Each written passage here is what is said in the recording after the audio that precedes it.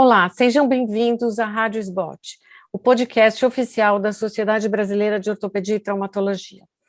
Hoje nós teremos um episódio do programa Controvérsias em Ortopedia, com o tema O que o ortopedista precisa saber além de operar? Eu sou Patrícia Fux, eu acredito que todos me conhecem, eu sou ortopedista da Santa Casa de São Paulo, ex-presidente da nossa sociedade, e temos um convidado muito importante, que é o Dr. Guilherme Olival, que é um neurologista, preceptor do ambulatório de doenças desmielinizantes, é professor da nossa pós-graduação na Faculdade de Ciências Médicas da Santa Casa de São Paulo, e é diretor médico da Associação Brasileira de Esclerose Múltipla, que vai nos ajudar a entender uma porção de coisas que, para nós, ortopedistas, é bastante complicado. Então, doutor Guilherme, o senhor tem a palavra. Eu acho que nós podemos fazer um tratamento informal, e eu queria que você nos dissesse o que são essas doenças tão complicadas que aparecem, de repente, no nosso ambulatório na ortopedia. Bom dia. Bom dia, Patrícia. Bom, é uma honra, uma alegria estar aqui com você, falando para os meus colegas aí, ortopedistas, né? E é um tema que não é o tema, assim, até o próprio nome, né, diz assim, o que precisa saber além de operar, né? Até comentei com alguns colegas de turma meu que são ortopedistas, eles falaram, nada, a gente não precisa saber mais nada, assim, naquele tom de brincadeira, né? Mas é verdade que, em especial, o tema, acho que a gente pode comentar de vários temas dentro da neurologia, mas a esclerose múltipla é extremamente comum que ela passe algum tempo rodando por ambulatórios de ortopedia, como lombalgia ou alguma fraqueza de origem osteomecânica, né? E no caso das doenças neurodegenerativas, é super importante o diagnóstico precoce. Então, nesse sentido, eu vou fazer sempre um alerta para que a gente possa lembrar desse diagnóstico, né? Lembrar quando tem sinais neurológicos no exame que o ortopedista vai realizar também, a importância desse encaminhamento, e a gente pode falar também de alguns sinais precoces, algumas diferenças nesse sentido, não é? O problema, eu acredito, é que hoje, no mundo mais moderno, o exame físico acabou ficando em segundo lugar. E todo mundo está muito preocupado, às vezes, em escutar um pouco da história, mas não fazer um exame físico bem apurado. Como eu, por exemplo, faço parte do grupo de doenças neuromusculares, então faz parte do meu exame físico o exame neurológico, que teoricamente é o último tempo do exame físico geral. Eu acho que isso é que nós temos que fazer com que o pessoal jovem não perca a propedêutica, porque um exame, uma história bem feita e um exame físico bem feito, a chance do diagnóstico correto é muito maior. Então, o que você acredita que no exame físico é a coisa mais importante que nós devemos procurar? Patrícia, eu acho que assim, o martelinho, né? Você bater o martelinho tirar o reflexo patelar, é uma coisa que, assim, primeiro que é chique, né? Bonito, bater o martelinho, assim, tem toda uma finesse envolvida, o paciente, ele acha aquilo lindo, e com isso você já consegue já diferenciar a grande maioria das doenças neurológicas, né? Se você tirar também o reflexo cubital, aprender a fazer isso, que talvez seja um pouco mais detalhado, não sei, mas o reflexo patelar, ele, para mim, ele é um dos exames assim mais simples e importantes que tem, né? Você vendo uma hiperreflexia ali, você tem um sinal de lesão em primeiro neurônio, né? Tem uma lesão ou no cérebro ou na medula, você precisa encontrar aquela lesão, né? Pode ser uma compressão por uma hérnia discal, e aí pode, inclusive, eu diria que a maioria dos casos não é nem do neurologista mesmo, né? Ou até no caso, a gente está vivendo aí uma série de epidemias e vacinação que predispõe também os Guillain-Barré e as polirradiculoneurites, em que desaparece completamente o reflexo, né? Então você vê que tem uma lesão de segundo neurônio, de nervo periférico. Então eu diria que o reflexo, ele já dá muita informação a respeito do exame neurológico, né? Claro, o paciente se queixou de uma alteração de sensibilidade, não precisa nem ser um teste assim daquele super detalhado, vendo tipos de sensibilidade, mas vendo se há uma diferença real entre um membro e outro, entre um segmento e outro, né? Isso são informações que vão nos fazer pensar que não é só uma lesão articular ou muscular, e sim que tem algo em sistema nervoso central, né? Ou periférico, quando tiver o sinal específico. A própria paresia muscular, né? Ela é uma coisa que às vezes é difícil de perceber. Um paciente que tem uma paresia muscular que não é total, que é leve, puxa, eu tô tropeçando, eu nunca tropecei, comecei a tropeçar, eu estou andando com mais dificuldade, né? Aí você precisa estender o exame, você precisa fazer uma sensibilização. Nesse caso, eu uso uma escadinha, peço para a pessoa subir a escada com uma única perna, depois a outra, né? Aí você pode refinar para analisar sintomas que são mais discretos, e que são mais indiferenciados também, que você vai acabar precisando de uma propedêutica armada e fazer uma ressonância, fazer uma outra imagem, né, dependendo do segmento, com certeza vai haver essa necessidade. E uma outra coisa que eu acho que é importante também é você não precisa se estender em todo o histórico, mas o paciente contar que já teve outros sinais neurológicos, uma alteração visual, aquilo deve também acender um alerta, né? Eu não tenho experiência especialmente na sua área de expertise, que é a esclerose múltipla, porque a esclerose múltipla, até onde eu sei, é uma doença que aparece mais em adulto, não em criança. Mas, assim, o pouco que eu já vi de esclerose múltipla, ela ocorre em picos. E aí é que é difícil ter um sinal de alerta. Não sei se... O que é possível? Porque desses sinais que aparecem na fase ativa, eles regridem ou eles não regridem? O que você pode nos orientar? Por exemplo, o paciente vem, e aí você falou, pesquisa o reflexo está alterado.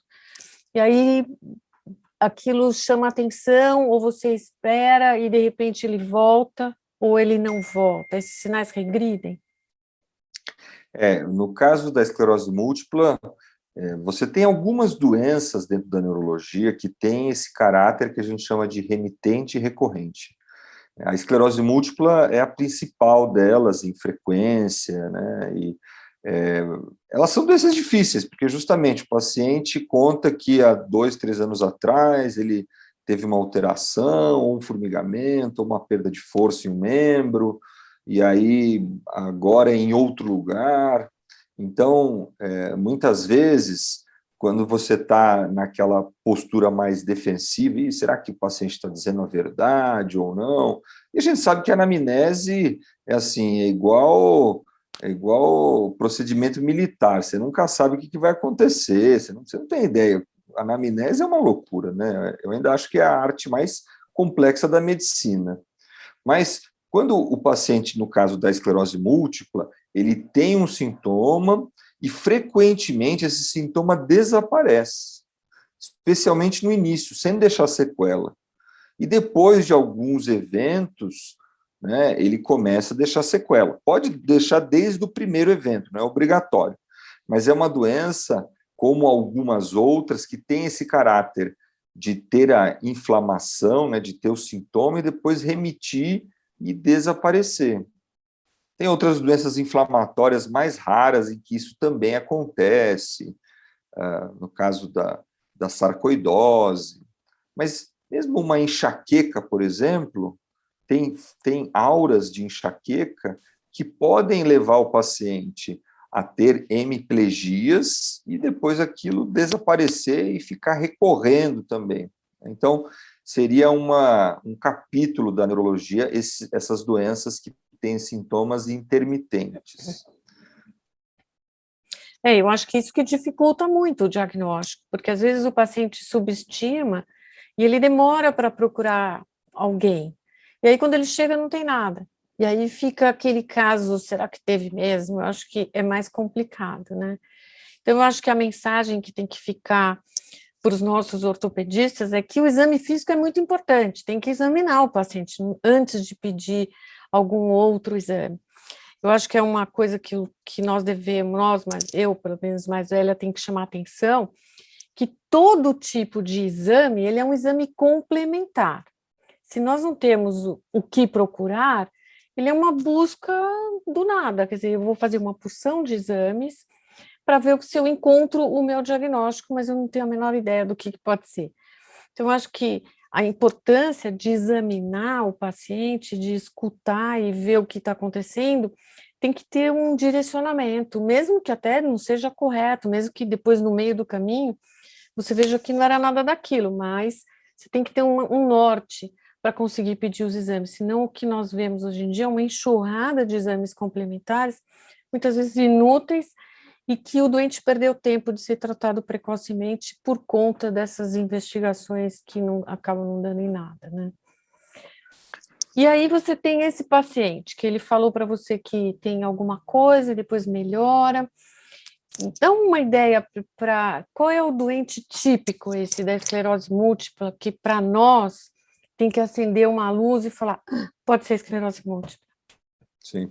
É uma coisa que é importante, apesar de que os sintomas desaparecem, Patrícia, o exame neurológico ele continua com alteração, né? Mesmo discreta, mas vai haver o reflexo, por exemplo, raramente ele volta ao normal. O reflexo normalmente mantém uma assimetria ou uma hiperreflexia, né? Uma outra coisa que uma coisa, eu acho, no começo é um pouco difícil, né? Mas depois de um tempo fica muito simples, é você sentir o tônus muscular, né? Você comprimir os grupos musculares um pouco maiores, é uma coisa que pode até ser um pouco constrangedora, puxa, assim, para não ser misturado com uma coisa de assédio, de natureza assim, mas você pedir licença, fazer uma pressão e sentir o tônus muscular, você já consegue ver se tem uma assimetria de um lado e de outro, né? Um paciente que tem uma síndrome hipertônica, tem uma doença em neurologia que chama síndrome de Isaac, em que o tônus fica elevado, ou a síndrome da pessoa rígida, em que o tônus fica extremamente enrijecido, tem uma espasticidade que é contínua, né? Ou até as hipotonias também, no caso das doenças neuromusculares, é comum que haja uma assimetria, um membro mais fino que o outro, né? Ou até também a gente pode falar de quando o paciente ele tem lá os reflexos de Babinski, por exemplo, que seria uma coisa já um pouco mais, puxa, tem que mais detalhada, né? Mas se você vê um reflexo de Babinski em alguém, tem uma lesão ali neurológica, né?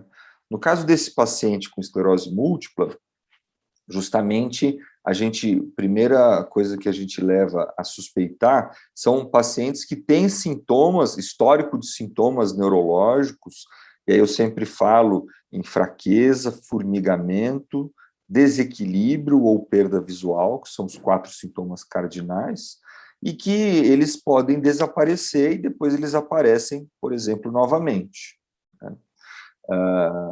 No caso, eu tive recentemente uma paciente que é bem esse exemplo que você me perguntou. Uma adulta jovem, que no caso era dentista até, e aí ela foi com um sintoma de fraqueza para andar, né? E ela, o que acabou sendo difícil no quadro dela é que ela tinha também uma dor na lombar, né? Quando não é comum o paciente com doença desmielinizante, inflamatória, ter tanta dor. Isso é mais típico nas lesões de compressão medular e tudo mais, né? E aí aquilo, assim, ela foi sendo tratada, vamos dizer, sem o diagnóstico durante um tempo, né? Quando ela chegou, realmente ela já estava já com uma tetraparesia, foi um quadro bastante dramático, assim, a pessoa não conseguia mais, no caso, operar, né, por causa da força que tem que ter nas mãos e tudo. E o sinal ali, a hora que você batia o martelinho, você já via que tinha uma hiperreflexia, né? O tônus estava um tônus bastante hipotônico pela fraqueza global, né?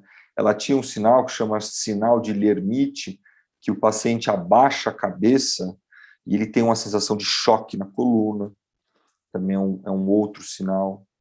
Uma outra coisa bastante específica e interessante, no caso das doenças neurológicas, das mielites, o paciente, quando toma um banho quente ou o dia está muito quente, ele tem uma piora dos sintomas e uma fadiga que é desproporcional, porque todos nós temos uma leve fadiga no calor, mas é uma coisa desproporcional, ele conta isso como uma coisa que chama muito a atenção, porque a condução nervosa ela diminui um pouco no calor, e se tem uma lesão em alguma via, né, frente a um banho quente ou a um dia muito, muito quente, a pessoa tem uma piora significativa. Então, todos esses são sinais de alerta para a gente pensar nisso, né? Quando que você pede, quando você tem um paciente que tem um reflexo alterado, por exemplo, isso significa que é uma lesão central. Quando que você acha que tem indicação de fazer uma eletromiografia, por exemplo, que é um exame que nós, na ortopedia, achamos que é importante para fazer distinção? Você acha que é importante, nos casos em que você encontra hiperreflexia, fazer uma eletromiografia? Então, a eletromiografia, Patrícia, é muito interessante essa pergunta. Acho que essa é uma pergunta talvez difícil, mas super relevante de responder, né? Porque, na verdade, uma coisa é a lesão da que a eletroneuromiografia vai ver, que é a lesão de segundo neurônio, né? E outra coisa é a lesão de primeiro neurônio, que é cérebro e medula. Então, pode ser capcioso, porque o sintoma vai se apresentar como uma fraqueza, como uma coisa nesse sentido, né? E aí, no caso da prática da ortopedia, que você tem uma alta frequência as protrusões, as hérnias extrusas, que levam à alteração de reflexo, e que você vai pedir uma eletroneuromiografia para ver, você pega bem a junção, né? Bem a junção entre a medula e o nervo periférico, você pega a raiz e você consegue ver com clareza na eletroneuromiografia. Mas, no caso, um bom exame neurológico, você tem o neurologista em especial, mas um bom ortopedista também, tem que conseguir diferenciar a lesão de primeiro neurônio e de segundo neurônio, né? Claro que muitas vezes existe uma dificuldade, você tem que pedir lá a ressonância e também a eletroneuromiografia, e aí se você não encontrou, você faz também ressonância de crânio, porque você só pediu coluna, aí tem uma série de fatores envolvidos, dependendo do local onde você está, da facilidade de exames, mas de modo geral, tem algumas dicas, por exemplo, um paciente com sintoma de lesão medular, vamos chamar, então o paciente tem uma fraqueza simétrica, bilateral em membros inferiores. Se ele tiver uma dor intensa, é mais provável de ser algo ou em raiz ou em nervo periférico. Então, é mais indicado a eletroneuromiografia. Se ele tiver uma alteração do controle urinário, a gente está falando mais de uma lesão do sistema nervoso central. Então, você vai pedir mais a ressonância do que a eletroneuromiografia. Quando você tem uma assimetria de um lado, ou seja, um lado tem bastante sintomas e o outro não tem, o ideal é que você consiga ver se tem alteração sensitiva. Se você consegue localizar um dermátomo onde tem uma alteração sensitiva, um nível sensitivo, você consegue determinar que existe uma lesão medular, né? E aí você vai para o exame da ressonância para ver a imagem. Se você não tem alteração sensitiva, você cai no mesmo erro. Você não sabe se é central ou periférico, né? Então, aí você tem que tentar ir mais pela anamnese mesmo, ou, eventualmente, investigar ambas as partes, ou começar por uma, se não encontrar em uma, você olha a outra, né? Isso pode ser algo difícil, mas é essencial que a gente consiga diferenciar, sim, com certeza. E aí, no seu entender, então, um paciente, ele tem, se tiver que fazer uma propedêutica, ele teria que fazer a ressonância. A ressonância, ela te dá dados que levam ao diagnóstico, porque tem muitas lesões do neurônio cortical, por exemplo, que não tem nada na ressonância. E aí, o que aparece nesses casos? Nos casos em que as lesões corticais que não aparecem, elas são, por exemplo, no caso da ELA, né, a esclerose lateral amiotrófica, em que o paciente ele vai abrir um sintoma normalmente de primeiro e segundo neurônio, com atrofia muito intensa, mas ele pode começar a abrir o quadro com apenas um dos sintomas, né? Ou com apenas o primeiro neurônio, ou apenas com o segundo neurônio. E aí você vai ter ali as fibrilações que vão ser provocadas, inclusive, pelo próprio martelo, né? Você vai ter sintomas mais exuberantes de outras naturezas. No caso das lesões desmelinizantes, inflamatórias, e aí quando a gente fala dessas lesões que pegam múltiplas topografias ou que pegam remitente recorrente, muitas vezes a gente está falando de esclerose múltipla, ou de HIV, ou de neoplasia já com uma série de metástases, né? Você vai ter alteração na ressonância, sim. As lesões, elas são visíveis na ressonância e você consegue mudar a evolução desse paciente. No caso da esclerose múltipla, você pegar um paciente com diagnóstico precoce, você está mudando a evolução desse paciente daqui a 20, 30 anos. É muito importante. É muito importante. Então, puxa, vou encaminhar esse caso. Não, se você pensou e fez um diagnóstico, um encaminhamento precoce e acertou, você está mudando a vida desse paciente. Mesma coisa, um paciente com outras doenças dessa natureza, como eu comentei, um HIV que está com uma toxoplasmose, ou uma neoplasia, um linfoma, você consegue, muitas vezes, curar esse paciente ou tratar ele de uma maneira definitiva com essa indicação inicial precisa. Claro, quando a gente está falando de doenças neurodegenerativas, da ELA e das variantes, muitas vezes nem sempre é a mesma evolução. Tem doenças neurodegenerativas que a evolução você otimiza quando você faz precocemente, mas você não muda completamente. Mas nas doenças inflamatórias, você muda a história desse paciente, com certeza.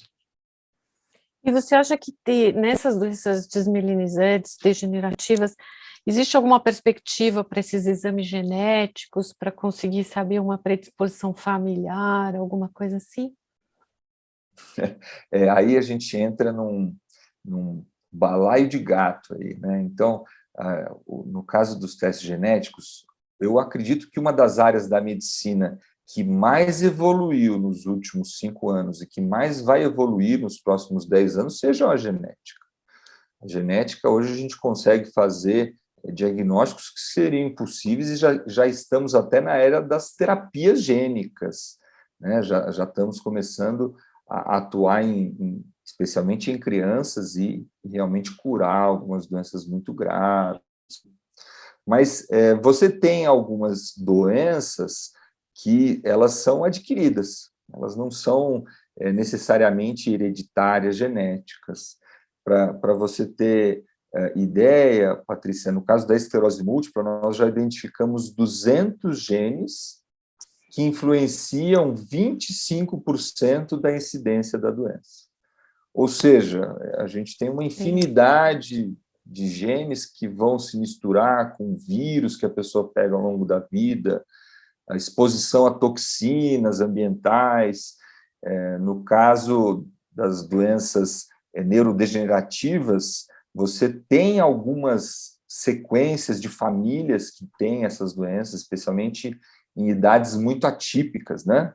Não é exatamente o termo, mas no caso de Parkinson, Alzheimer, você tem sequenciamentos, na própria ELA, tem algumas sequências genéticas de famílias, mas a grande maioria ainda é adquirida e não vai ser através desses testes que a gente vai fazer por um bom tempo o diagnóstico ainda.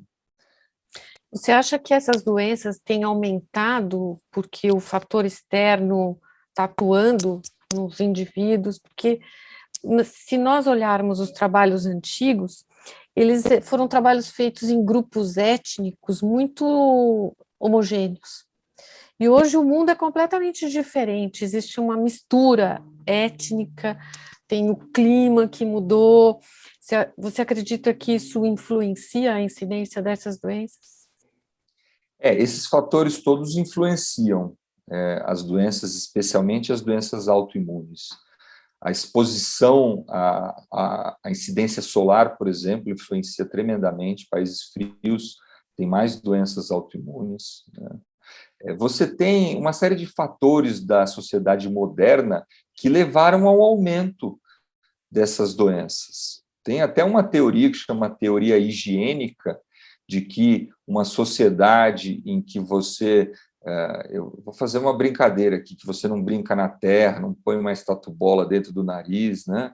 Influenciou para que a nossa imunidade se tornasse mais frágil, se voltasse mais contra nós. Então, você tem um aumento muito grande de doenças inflamatórias autoimunes, você tem um aumento das doenças degenerativas, que é muito decorrente de toxinas, especialmente poluição, cigarro, e também pelo envelhecimento, né? Então, você tem, sim, um aumento que é visível.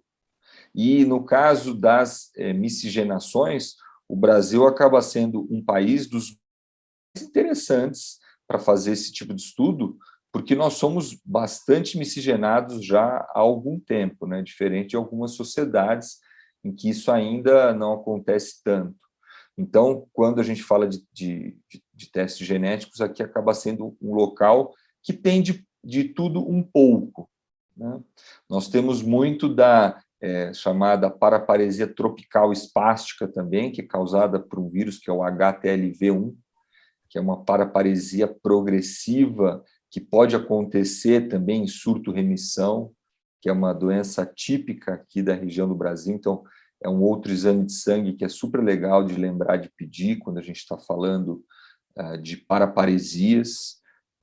E a gente tem toda uma característica própria nossa. E essa miscigenação genética, ela predispõe todos esses elementos, né? Então, como nós estamos caminhando para o final, vamos fazer um bate-bolas, assim, deixar uma mensagem legal. Então, doenças que são, para nós, assim, ortopedistas, muito mais complicadas. O exame físico, principal sintoma, você já falou, alteração no reflexo patelar. Quando que eu encaminho esse paciente para você? Você encaminha quando ele tiver algum sinal ou sintoma neurológico que não está totalmente explicado pelo seu diagnóstico, pelo diagnóstico que você encontrou, que não justifique, né? Quando o paciente, esses pacientes que têm doenças desmielinizantes, eles raramente têm alguma alteração ortopédica que necessita de tratamento. Mas se ele tiver, o que seria?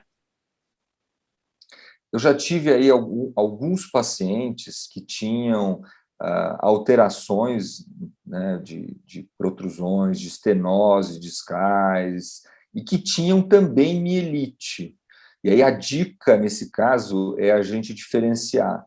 A mielite, ela é uma mielite compressiva, ou seja, ela está no local aonde está ocorrendo aquela compressão ou tem em outros lugares, né? Se você tiver um outro pontinho acima, por exemplo, você já está falando de uma doença neurológica de outra natureza. E aí estão se sobrepondo essas doenças. Então, esse é um caso também bastante interessante.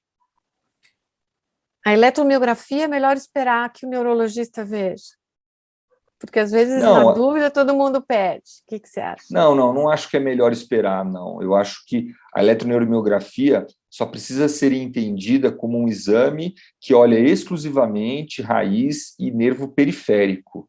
Então, se você estiver suspeitando de uma lesão em primeiro neurônio, em medula e cérebro, ela não vai te ajudar.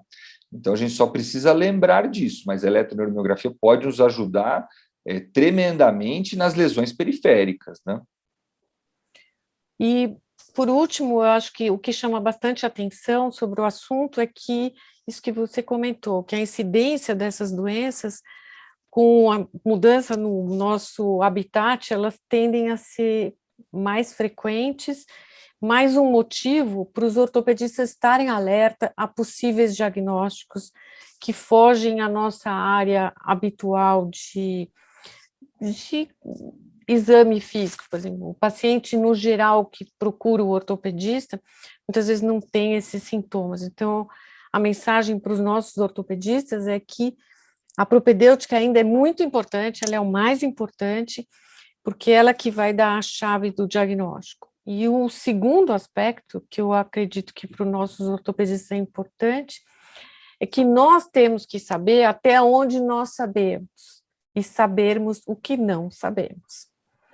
E que ninguém sabe tudo e que sempre duas cabeças pensam menor que uma e que encaminhar esse paciente que nós temos dúvidas é um sinal de inteligência e não de fragilidade, que eu acho que muitas vezes as pessoas deixam de encaminhar porque, como eu não sei, eu acho que essa vaidade não deve acontecer, eu acho que nós temos que saber a nossa limitação, porque a nossa função como médicos e como ortopedistas é ajudar os nossos pacientes. Então, nós temos que saber o que nós sabemos e o que nós não sabemos. E uma mensagem final sua, Guilherme, por favor. Eu estava até pensando aqui, eu acho a neurologia super difícil, né? Eu acho natural que todos os nossos colegas achem, porque eu que trabalho todos os dias com isso, acho difícil e muitas vezes tenho dúvida e preciso conversar com outras pessoas, então eu acho que é uma área mais difícil mesmo, mais, sei lá, detalhes, eu acho que ela é complicada, né? O meu recado final é sempre manter essa atenção, né? Sempre manter essa atenção, essa vigilância, porque os pacientes com, às vezes, doenças muito graves, eles começam procurando, é muito comum que comecem procurando o ortopedista, às vezes o oftalmologista, quando é visual, mas o ortopedista é muito comum e a gente pode mudar a vida desses pacientes se a gente faz o diagnóstico precoce, com certeza. Bom, eu gostaria de agradecer a sua participação, foi muito bom conversar e ver outras maneiras de se enxergar esse mesmo universo que é o paciente, que às vezes é muito complicado mesmo. Muito obrigada em nome da nossa SBOT pela sua participação. E a todos, vocês acabaram de ouvir mais um episódio da Rádio SBOT, podcast oficial da Sociedade Brasileira de Ortopedia e Traumatologia. Todas as nossas edições estão disponíveis no nosso site www.sbot.org.br e também nas principais plataformas de streaming. Até lá e nos vemos no nosso próximo episódio. Obrigada pela audiência.